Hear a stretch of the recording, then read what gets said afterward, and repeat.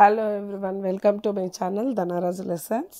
ఈరోజు మనం 7th class మ్యాథ్స్లో రాసులను పోల్చడం ఈ చాప్టర్లో లాభ శాతం మరియు నష్ట శాతం గురించి నేర్చుకుంటాం. లాభ శాతం ఎలా కనుక్కోవాలి, నష్ట శాతం ఎలా కనుక్కోవాలి అనేది నేర్చుకుంటాం. దీనికి ముందు లాభం నష్టం ఇది ఎలా కనుక్కోవాలి అంటే, ఇప్పుడు ఒక వస్తువు, ఇప్పుడు ఈ పెన్సిల్ అనుకోండి, నేను 5 రూపాయలు కొని 3 రూపాయలకి అమ్మాను అనుకోండి, తక్కువకి అమ్మితే నాకు నష్టం వస్తుంది. ఓకేనా? ఇప్పుడు నష్టానికి సూత్రం ఏమి అంటే, ఇప్పుడు దీన్ని నేను ఎక్కువ కొని తక్కువకి అమ్మాను కదా, సో కొన్న వెల మైనస్ అమ్మిన వెల చేసినామంటే నష్టం వస్తుంది. ఇప్పుడు నేను ఎంత కొన్నాను, 5 రూపాయలు కొని 3 రూపాయలకి అమ్మాను కాబట్టి 2 రూపాయలు నష్టం వచ్చింది. ఒకవేళ ఇప్పుడు ఈ క్యాలెండర్ నేను 10 రూపాయలు కొని 20 రూపాయలకి అమ్మాను అనుకోండి, ఎక్కువకి అమ్మాను అనుకోండి, నాకు లాభం వస్తుంది కదా. లాభం ఈక్వల్ టు అమ్మిన వెల మైనస్ కొన్న వెల, అంటే ఎక్కువకి అమ్మితే లాభం వస్తుంది. ఓకే, ఇప్పుడు ఎంతకు అమ్మాను, 20 రూపాయలకి అమ్మాను, కొన్నది వచ్చి 10 రూపాయలు కాబట్టి 20లో 10 పోతే 10. ఇది నాకు లాభం, ఇది నష్టం. ఓకే, ఇది నష్టానికి లాభానికి ఫార్ములా. ఇప్పుడు మనం దీన్ని యూజ్ చేసుకుంటూ లాభ శాతం నష్ట శాతాన్ని ఎలా కనుక్కోవాలి. ఇక్కడ చూడండి, లాభ శాతం సూత్రం ఏమి అంటే లాభం బై కొన్న వెల ఇంటూ 100. ఇప్పుడు లాభం అంటే మనకు తెలుసు కదా, అమ్మిన వెల మైనస్ కొన్న వెల బై కొన్న వెల ఇంటూ 100. ఇది లాభ శాతానికి ఫార్ములా. అదే నష్ట శాతానికి ఫార్ములా ఏమి అంటే నష్టం బై కొన్న వెల ఇంటూ 100. మనకి ఇచ్చిన వాల్యూస్ని బట్టి డైరెక్ట్గా ఇందులో ప్రతిక్షేపించుకుంటాం. ఒకవేళ ఇందులో ఏదైనా కావాలంటే ఈ ఫార్ములాని యూజ్ చేస్తాం. ఇప్పుడు నష్టం ఎప్పుడు వస్తుంది మనకి, కొన్న వెల మైనస్ అమ్మిన వెల. ఓకేనా, కొన్న వెల మైనస్ అమ్మిన వెల వచ్చి నష్టము బై కొన్న వెల ఇంటూ 100. ఇక్కడ రెండు సిచ్యువేషన్లోనూ చూడండి, హారంలో కొన్న వెలే ఉంది. ఇది గుర్తుపెట్టుకోవాలి. ఓకే, హారంలో కొన్న వెలే ఉంది. ఇప్పుడు మనము ప్రాబ్లంలోకి వెళ్ళిపోదాము. ఇప్పుడు ఇక్కడ చూడండి, ఒక పూల కుండీ ఖరీదు 120 రూపాయలు. ఒకవేళ దుకాణదారుడు దాన్ని 10% నష్టానికి అమ్మితే దానిని ఏ ధరకు అమ్మాడో కనుగొనండి అని అన్నారు. ఇక్కడ పూల కుండీ ఖరీదు 120 అంటే ఇది వచ్చి కొన్న వెల. ఓకేనా, కొన్న వెల వచ్చి 120. ఇక్కడ 10% నష్టం అంటే ఏమి, ఇక్కడ పర్సంటేజ్ సింబల్ ఉంది కాబట్టి ఇది నష్ట శాతం. నష్ట శాతం వచ్చి 10. మనం ఏం కనుక్కోవాలి, ఏ ధరకు అమ్మాడు, అమ్మిన వెల కనుక్కోవాలి. మనకి ఫార్ములా తెలుసు నష్ట శాతానికి. నష్ట శాతం ఈక్వల్ టు నష్టము బై కొన్న వెల ఇంటూ 100. నష్టం ప్లేస్లో మనం ఏం వేసుకుంటాము అంటే కొన్న వెల మైనస్ అమ్మిన వెల. అప్పుడే కదా, కొన్న వెల ఎక్కువ ఉండి అమ్మిన వెల తక్కువ అయితేనే నష్టం, బై కొన్న వెల ఇంటూ 100. ఇది ఫార్ములా.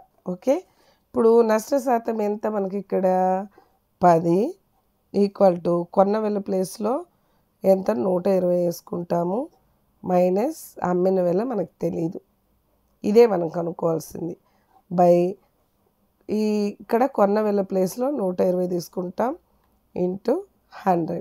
ఇప్పుడు మనం ఏం చేస్తామంటే ఇక్కడ భాగించే 120ని ఇటువైపు పంపించామనుకోండి, 10ని గుణిస్తుంది. Okay, 10 into 120. ఇక్కడ గుణించే 100 లెఫ్ట్ సైడ్ వచ్చిందంటే భాగిస్తుంది.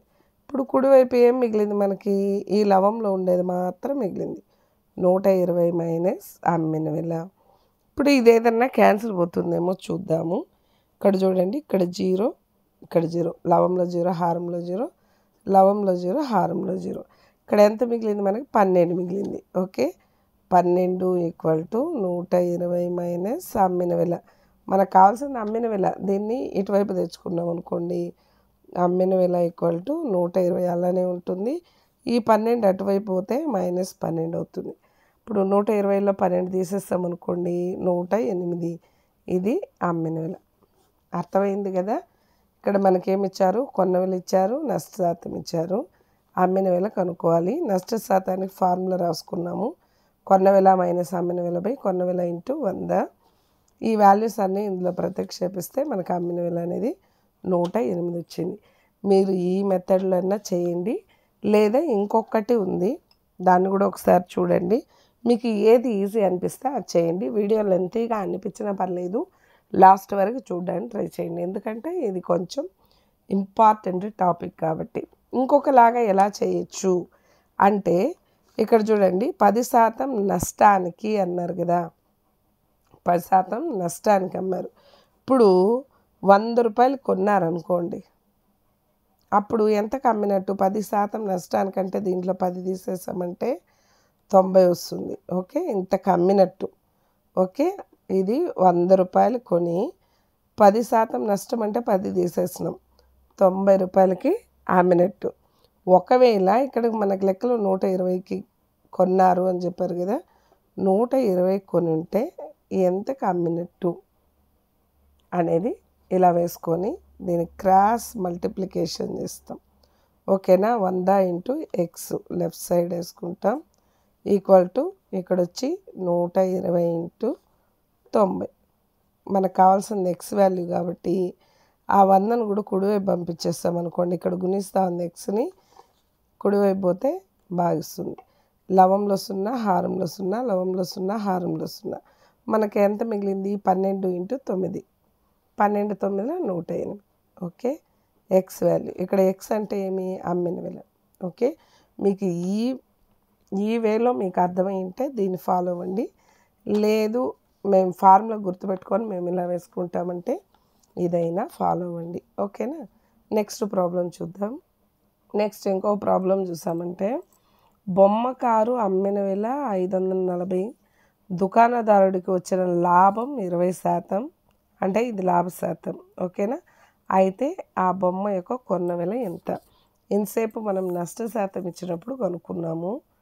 ఇప్పుడు ఇక్కడ లాభ శాతం ఇచ్చినప్పుడు ఎలా చేయాలో చూద్దాం ఒకసారి.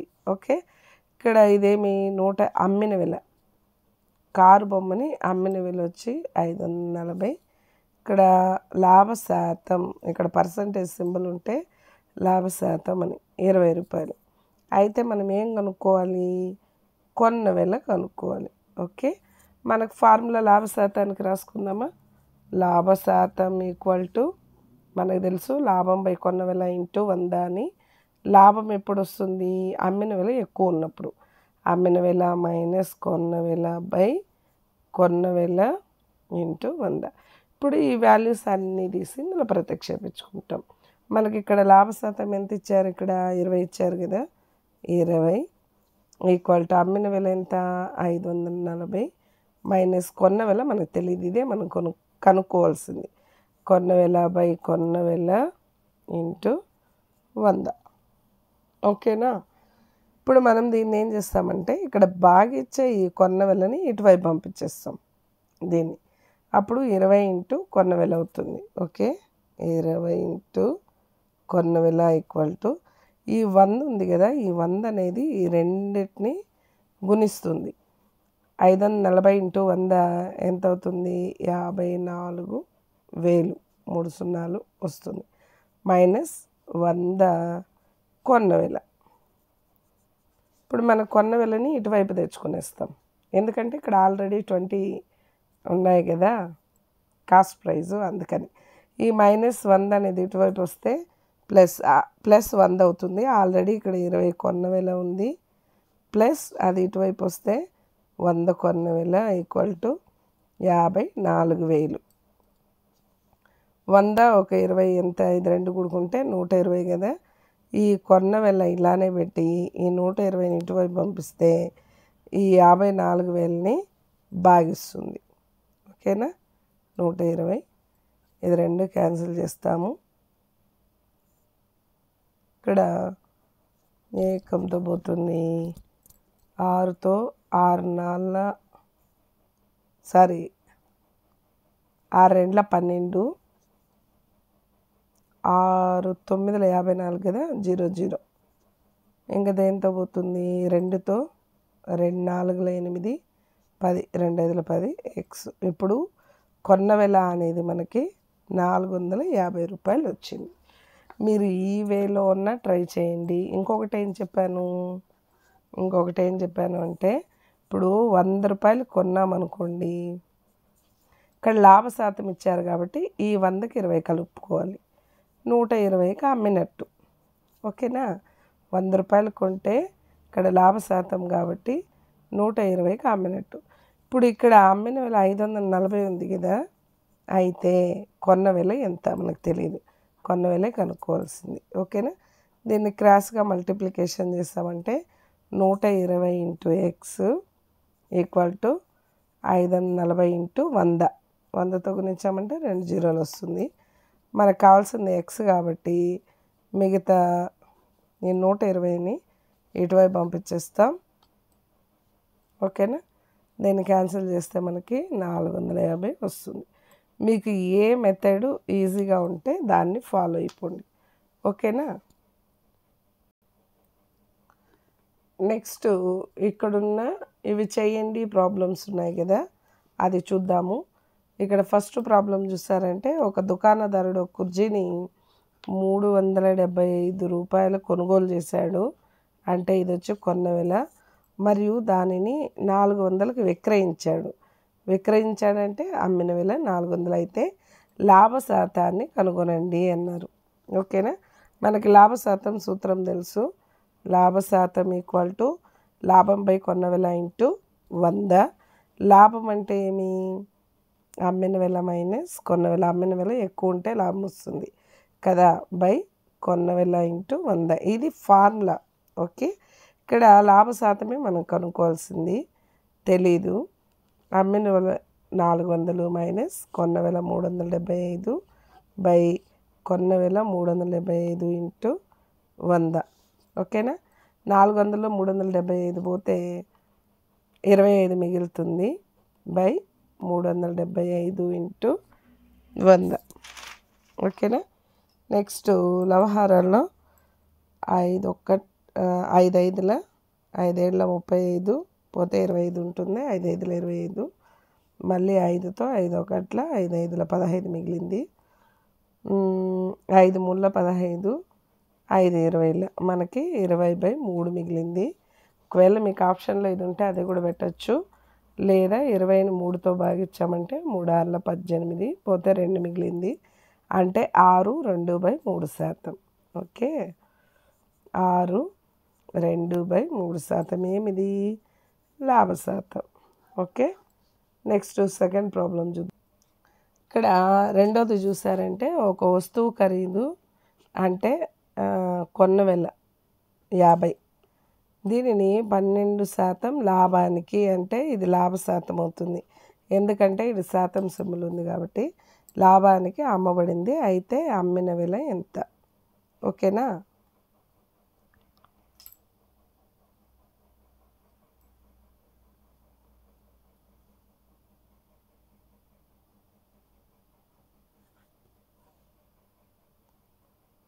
ఇక్కడ మనకి